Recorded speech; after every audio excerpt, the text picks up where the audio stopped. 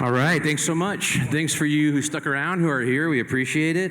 Thanks to Benzinga for highlighting cannabis tourism. This is great. My name is Brian Applegarth. I'm the founding chair of the Cannabis Travel Association and Applegarth Strategies.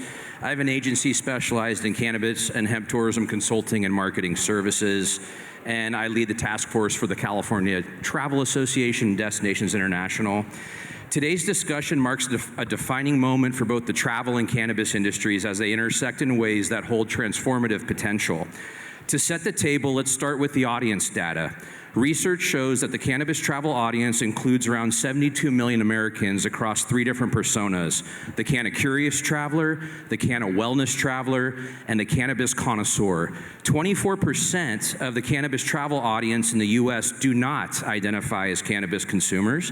This is an entirely new kind of audience, distinct from the cannabis consumer base that has driven the industry's growth to date. These travelers are experience seekers, valuing unique, life-enhancing moments that expand their knowledge and perspective. Consider California, where tourism contributes $150 billion to the economy.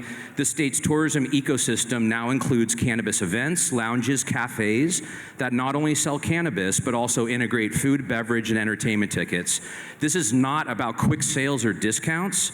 It's about a model rooted in the experience economy, where the goal is time well spent with multiple monetizable touch points along the visitor journey. As we look ahead, cannabis is poised to drive growth in ways that mirror the alcohol industry's rise after Prohibition. The alcohol brands that invested strategically in tourism back then are now the industry giants of today, and cannabis and hemp have that same opportunity.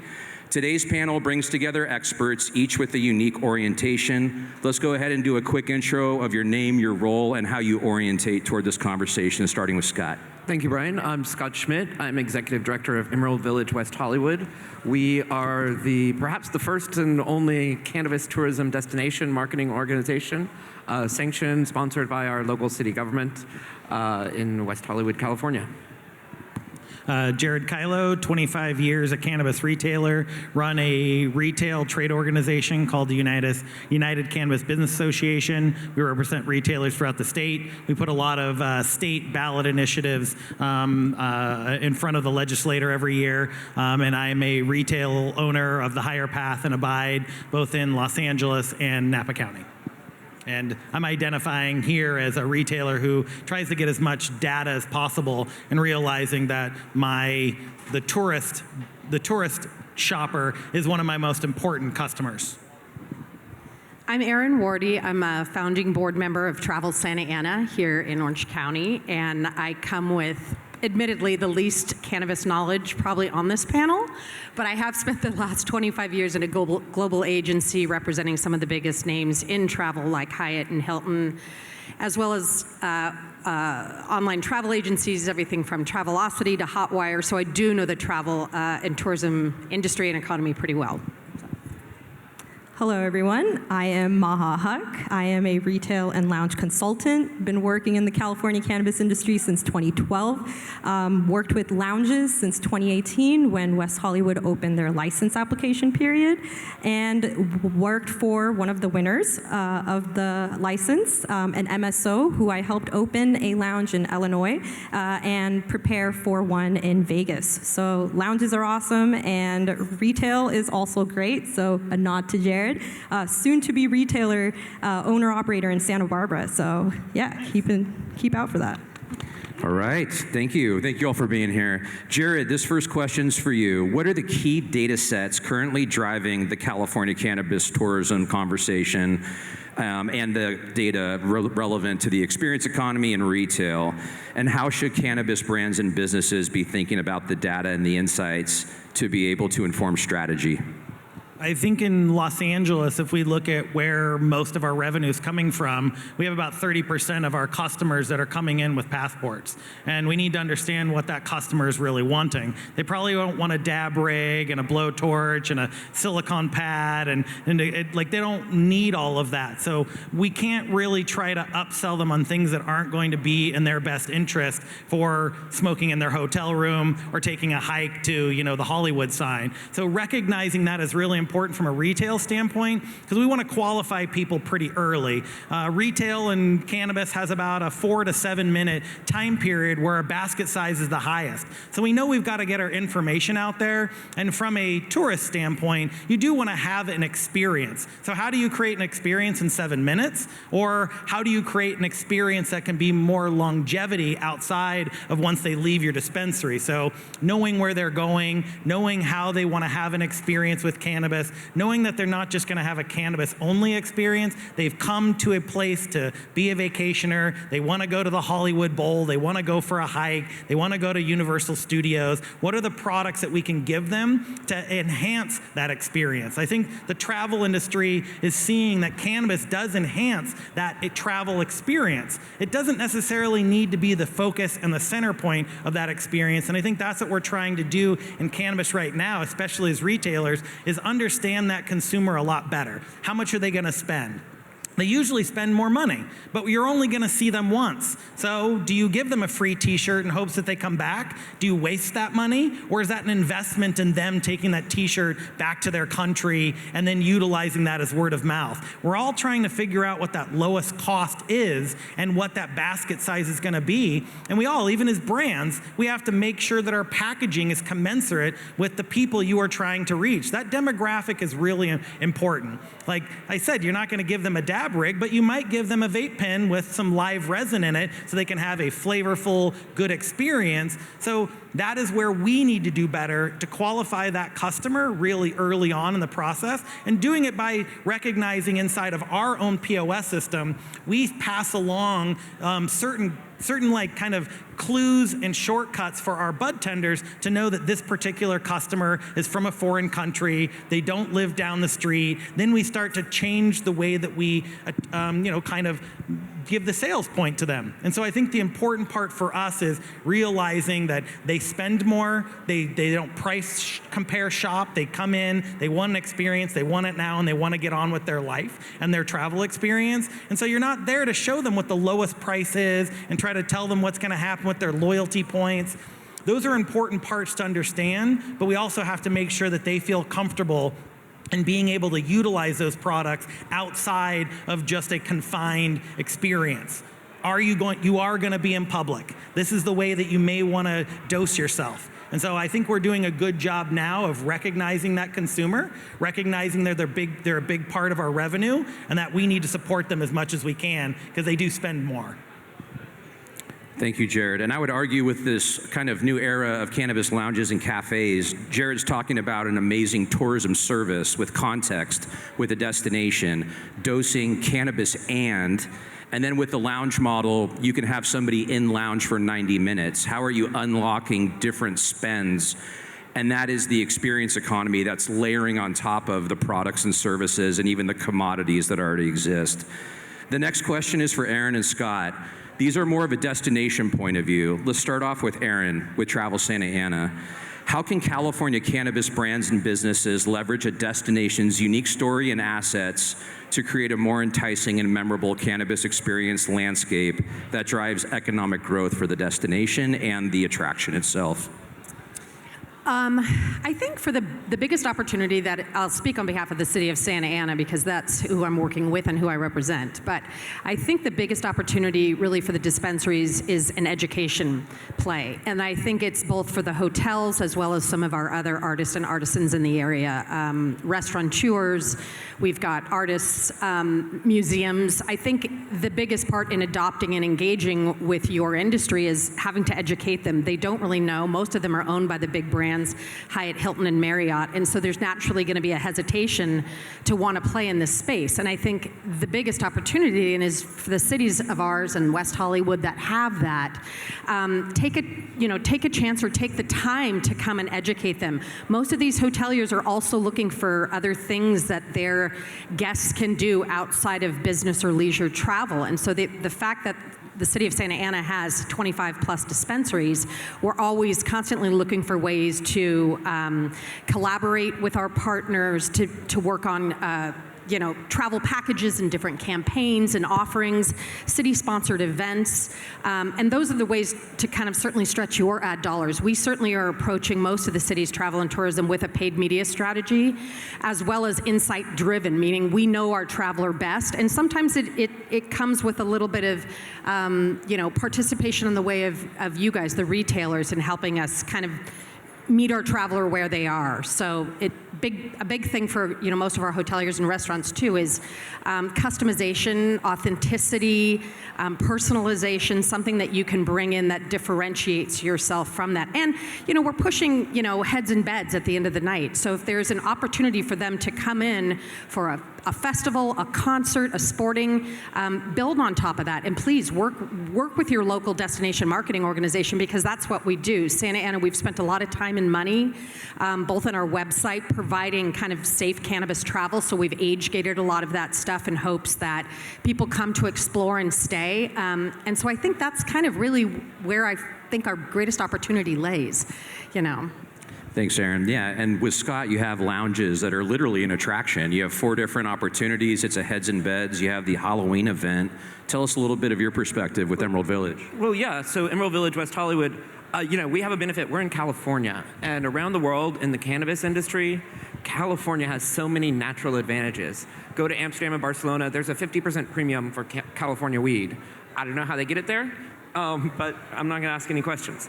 We also have a wider variety of strains. We have a greater selection of different types of products, things that people in Europe can't even imagine having THC in, we've got here.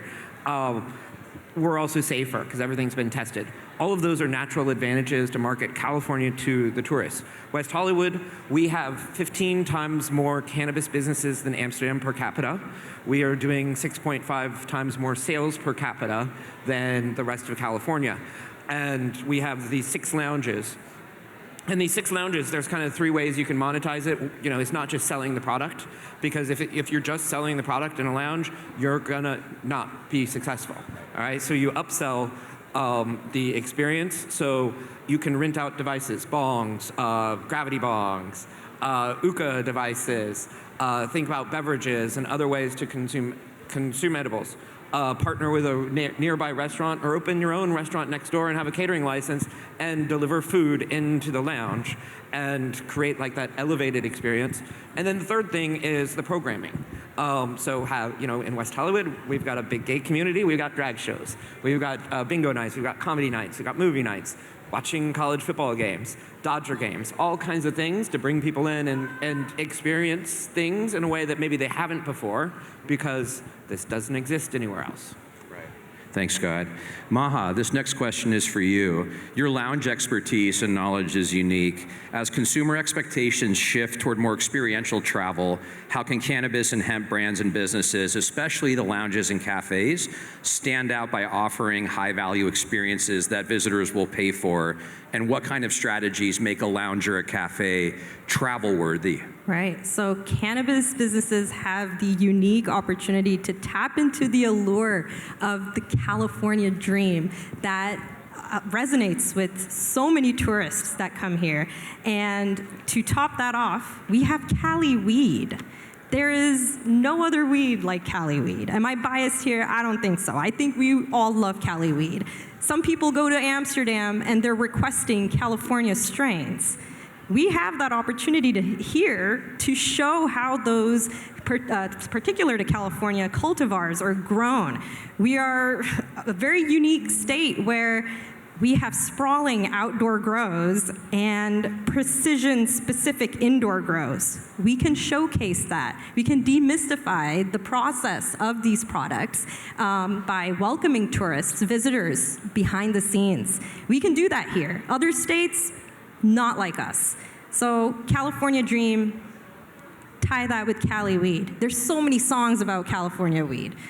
Cannabis businesses need to understand that and present it appropriately to the cannabis tourist, or even a non-cannabis tourist. So, they're always requesting, where can I get the best weed? Where can I safely consume? Like, I can't do it in my hotel. Like, there's like a navigation process that cannabis businesses have the ability to help guide them, and it's kind of free game at this point, whether it's through a lounge or through a dispensary, or even if you're just a brand that's offering an experience. You're not just selling or offering an experience, you're creating a story and a memory for them to take back home. So we have that advantage. California Dreamin', Cali Weed, it goes hand in hand. Yeah, there is really an emotional attachment to this. And the travel industry does consider themselves the keeper of the experience economy, as well as the brand steward of the California brand and all the 12 regions across the state.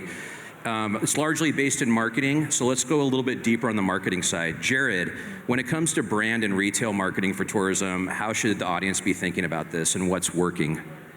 It's tough as a brand to really have an international presence. So, they're not coming in demanding certain products as a out of country or out of state provider. Every once in a while, you'll get someone from out of the country say they want some Kiva blueberry bites, but it's rare. And so knowing that you have to now introduce them to brands, but you still have that 7 minutes to do it in, it is trying to know what you might have as an experience. I mean, you do have to kind of generalize when someone walks in, their dress, how quickly they want to do things. Are they on their phone the entire time? Are you really giving them an experience? I mean, I know at the Higher Path, which is my dispensary, we had to put an entertainment space next door because you have to have a destination that's part of the experience. And so it was difficult to really get people to stay a long time, listen to the message, consume, and then make that an experience for themselves until you kind of created that. So creating that destination location for that international kind of community to see that they can come here, grab the products, get educated, have a place to consume it, and then have people like them to kind of be part of the community. We all talk about cannabis as a social drug, and we're kind of asking tourists to go smoke in the dark corners of the city, and yet we need to give them places that experience is going to take home with them, because maybe we can get them to come to a dispensary twice. Maybe we can get them to every day as part of their routine to go to a consumption lounge in West Hollywood. That's just part of their routine when they go get coffee. We can create these spaces for them, but if we're not telling them what to use, how to use it, and where to use it, they get a little bit lost, like most of us who don't have like our travel guide with us when we're traveling internationally. We want to know what's going to happen next and then have that experience without kind of the insecurity of, am I in the right place? Is this going to hurt me? What am I going to do with this? We got to create trust and comfort, and I think we do that by saying, here's the time, place, and amount that you should be taking to have a good experience. Scott, you're holding a great piece of collateral. Can you share what Emerald Village is seeing as far as marketing success? Yeah, so actually this is our West Hollywood Fun Map, and we give this out to all the hotels and the businesses, and the first thing we have is a responsible use guide telling people, where you can consume legally, where you shouldn't, what you shouldn't do in your hotel, and then we've got a little fun map treating West Hollywood like it's Disneyland for weed, and we've got all of our 10 dispensaries, our 6 lounges. And from a marketing perspective, for us, again, we face all the same challenges as everyone else, and we don't want to compete with our members who are spending money on weed maps and other things. And so for us as a destination, go to the cannabis community and event where thought leaders like people in the audience here are, and tell them about our story and let that trickle down through the industry. And it's also about understanding who's already coming to your town, because in West Hollywood we get people who come to the Sunset Strip for the live music and the comedy. We people who go to the Rainbow District for the LGBT nightlife. So those are people that if 30% of them already are consuming cannabis, we need to let them know, buy your weed here, come to these weed things here when you're already coming to West Hollywood. Because there are people, perhaps a little bit like myself, who will choose their destination, not because we're cannabis-driven tourists, but we'd like to have access, or at least not be worried that we'll be arrested if we smoke in public. Right. And so, you might go to Miami-Dade County because you can smoke legally there and not other parts of Florida, So it's about understanding who's already coming and selling that experience to them, right. And then getting people who are really motivated by cannabis to understand that, in West Hollywood, we're the Beverly Hills of weed. We're like, take that elevated experience to the next level. Yep, and it's this collective brand where all the cannabis businesses get it in West Hollywood, that they're stronger together. Emerald Village is their brand together, and it's another marketing engine to entice people to come visit a destination and have experiences. Maha, how about from the lounge perspective, marketing? What have you seen work, or what strategies do you feel are worth considering? So one activation piece that I remember fondly is for a lounge I helped open in Illinois, and customers were able to buy keef and press that keef into hash with a press that was right there in the lounge. So they had fresh pressed dabs, and that was very, it attracted a lot of people. They did not know how the process of making hash was, so it was educational as well. So that's just one thing. But there's several other strategies, and with the recently, Gavin Newsom recently approved Assembly Bill 1775 that Jared got to work on and spearheaded really some efforts behind that. So that really opens up opportunities for retailers to offer more of that experience that tourists are looking for.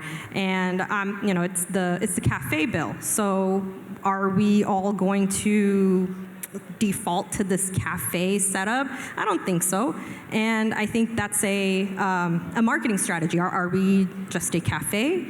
Are we offering a different setting than a cafe? Like maybe a club, maybe even just a patio. It can be literally anything. So cafe, I think, is a restricting term, but really you can go above and beyond as long as you are a social consumption space. You can have that press where you can make your own hash, or you can have a tasting, or really, it's endless opportunity. And I think with AB 1775, it opens up a lot for dispensaries like, Jared, you have the higher path, you have that space right next to it, and that unlocks so many opportunities. You guys have just did a Pilates thing there, and that's great. That's an amazing marketing strategy. Incorporating exercises with your cannabis, food with cannabis, integrating traditional industries with cannabis is the goal here. So it's endless opportunity. It's just how can we get there compliantly? And this Assembly Bill really opens it up and is very exciting for retailers that want to incorporate lounge function and really marketing their retail store in addition to that lounge function. So yeah, I'm very happy about Assembly Bill 1775. Jared, if you want to share a little more about it, what it is. The ability to produce and prepare food is what this bill is really doing. Right now, you can only sell prepackaged food and drinks, which does limit the experience, because now you're just having a Subway sandwich delivered, or you're just buying a Coke. Well, that's not a mixed drink. That's not a chef making something. It's not something that's appropriate for the demographic you're trying to attract, and it doesn't help you do marketing. When you have that experience that you get to have a chef, a known chef, you get to talk about your seasonal food that you're servicing, and then how it pairs well with the food or drinks that you're offering.